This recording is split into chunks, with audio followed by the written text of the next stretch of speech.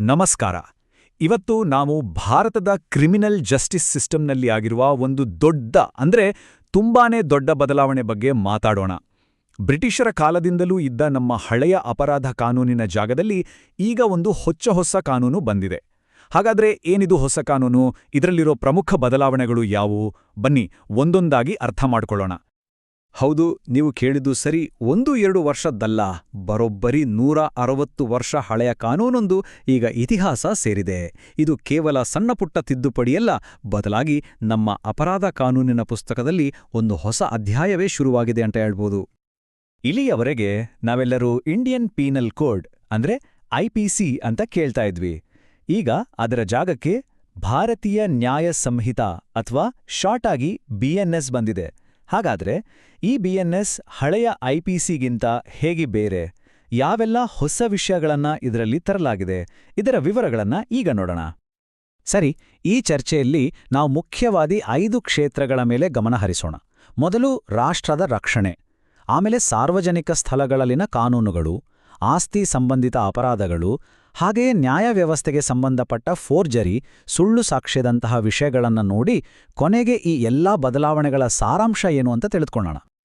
ಸರಿ, ಶುರು ಮಾಡೋಣ. ನಮ್ಮ ಮೊದಲನೇ ವಿಷಯ, ಬಹುಶಃ ಈ ಹೊಸ ಕಾನೂನಿನಲ್ಲೇ ಅತಿ ಹೆಚ್ಚು ಚರ್ಚೆ ಆಗ್ತಿರೋ ವಿಷಯ ಅಂದ್ರೆ ಇದೇ: ರಾಷ್ಟ್ರದ ವಿರುದ್ಧದ ಅಪರಾಧಗಳಿಗೆ ಸಂಬಂಧಪಟ್ಟ ಕಾನೂನುಗಳು.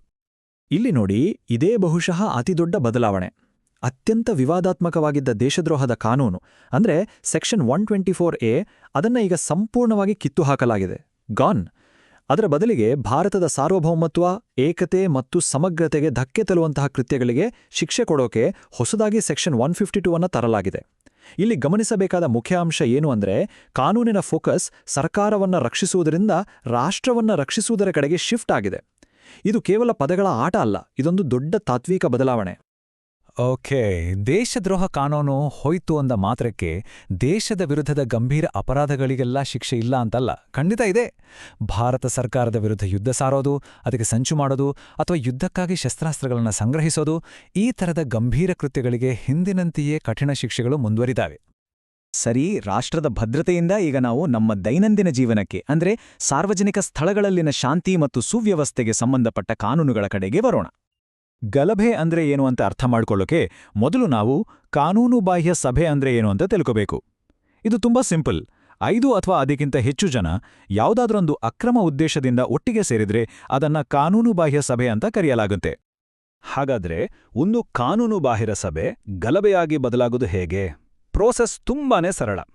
ಆ ಕಾನೂನುಬಾಹಿರ ಸಭೆಯ ಸದಸ್ಯರು ತಮ್ಮ ಉದ್ದೇಶವನ್ನ ಈಡೇರಿಸ್ಕೊರೋಕೆ ಬಲವನ್ನಾಗ್ಲಿ ಅಥವಾ ಹಿಂಸೆಯನ್ನಾಗ್ಲಿ ಬಳಸಿದ್ರೆ ಮುಗೀತು, ಅದೇ ಕೃತ್ಯ ಗಲಭೆ ಅನ್ನೋ ಸೀರಿಯಸ್ ಅಪರಾಧ ಆಗಿಬಿಡುತ್ತೆ.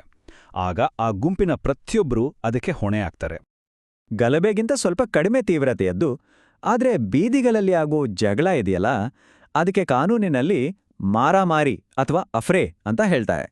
2 ಅಥವಾ ಅದಕ್ಕಿಂತ ಹೆಚ್ಚು ಜನ ಪಬ್ಲಿಕ್ ಪ್ಲೇಸಲ್ಲಿ ಜಗಳ ಮಾಡಿಕೊಂಡು ಶಾಂತಿಗೆ ಭಂಗ ತಂದ್ರೆ ಅದು ಈ ಅಪರಾಧದ ಅಡಿಯಲ್ಲಿ ಬರುತ್ತೆ. ಇಲ್ಲಿ ಒಂದು ಇಂಟ್ರೆಸ್ಟಿಂಗ್ ಬದಲಾವಣೆ ಏನಂದ್ರೆ, ಫೈನ್ ಮೊದಲು ಬರೀ 100 ರೂಪಾಯಿ ಇತ್ತು, ಈಗ ಅದನ್ನ 1000 ರೂಪಾಯಿಗೆ ಅಂದ್ರೆ ಬರೋಬ್ಬರಿ 10 ಪಟ್ಟು ಜಾಸ್ತಿ ಮಾಡಿದ್ದಾರೆ. ನಮ್ಮ ಮುಂದಿನ ವಿಭಾಗ ಆಸ್ತಿ ಸಂಬಂಧಿತ ಅಪರಾಧಗಳ ಬಗ್ಗೆ. ಇಲ್ಲೂ ಕೂಡ ಕೆಲವು ಮುಖ್ಯವಾದ ಬದಲಾವಣೆಗಳನ್ನ ಈ ಹೊಸ ಕಾನೂನು ತಂದಿದೆ. ಈಗ ಒಂದು ಸನ್ನಿವೇಶವನ್ನ ಕಲ್ಪಿಸ್ಕೊಳ್ಳಿ, ಒಂದು ಪಜಲ್ ಥರ. A ಅನ್ನೋ ವ್ಯಕ್ತಿ, B ಅನ್ನೋ ವ್ಯಕ್ತಿ ಯಾವಾಗ್ಲೂ ಓಡಾಡೋ ದಾರಿಗೆ ಅಡ್ಡವಾಗಿ ಒಂದು ಗೋಡೆ ಕಟ್ಟಿಬಿಡ್ತಾನೆ. ಈಗ ಹೇಳಿ, A ಮಾಡಿದ್ದು ಯಾವ ಅಪರಾಧ? ಸರಿ, ಉತ್ತರ ಏನು? ಇದು ಸಾರ್ವಜನಿಕ ಉಪದ್ರವ ಅಂದ್ರೆ ಪಬ್ಲಿಕ್ ನ್ಯೂಸೆನ್ಸ್ ಆಗುತ್ತೆ. ಯಾಕಂದ್ರೆ ಸಾರ್ವಜನಿಕ ಹಕ್ಕಿಗೆ ಅಡ್ಡಿ ಮಾಡಲಾಗಿದೆ. ಅಷ್ಟೇ ಅಲ್ಲ, ಇದು ಕಿಡಿಗೇಡಿತನ ಅಥವಾ ಮಿಸ್ಚೀಫ್ ಅಂತ ಕಾನೂನಿನಲ್ಲಿ ಕರೆಯಲ್ಪಡುವ ಅಪರಾಧದ ಕೆಳಗೆ ಕೂಡ ಬರಬಹುದು. ಹಾಗಾದ್ರೆ ಈ ಮಿಸ್ಚೀಫ್ ಅಂದ್ರೆ ಏನು? ಸಿಂಪಲ್ ಆಗಿ ಹೇಳೋದಾದ್ರೆ, ಬೇಕಂತಲೇ ಯಾವುದೇ ಆಸ್ತಿಗೆ ಹಾನಿ ಮಾಡಿ ಅದರ ಬೆಲೆಯನ್ನ ಕಡಿಮೆ ಮಾಡೋದು. BNSನಲ್ಲಿ ಒಂದು ಹೊಸ ಸೇರ್ಪಡೆ ಇದೆ. ಈಗ ಸರ್ಕಾರಿ ಅಥವಾ ಸ್ಥಳೀಯ ಆಡಳಿತದ ಆಸ್ತಿಯನ್ನ ಹಾಳು ಮಾಡೋದನ್ನು ಕೂಡ ಸ್ಪಷ್ಟವಾಗಿ ಈ ಅಪರಾಧದ ವ್ಯಾಖ್ಯಾನದಲ್ಲಿ ಸೇರಿಸಲಾಗಿದೆ. ಶಿಕ್ಷೆಯ ವಿಚಾರಕ್ಕೆ ಬಂದ್ರೆ, ಈಗ ಹಾನಿ ಎಷ್ಟಾಗಿದೆ ಅನ್ನೋದರ ಮೇಲೆ ಶಿಕ್ಷೆ ನಿರ್ಧಾರ ಆಗುತ್ತೆ. ನೋಡಿ, ಸಾಮಾನ್ಯ ಕಿಡಿಗೇಡಿತನಕ್ಕೆ 6 ತಿಂಗಳವರೆಗೆ ಶಿಕ್ಷೆ. ಅದೇ ಸರ್ಕಾರಿ ಆಸ್ತಿಗೆ ಹಾನಿ ಮಾಡಿದ್ರೆ 1 ವರ್ಷದವರೆಗೆ.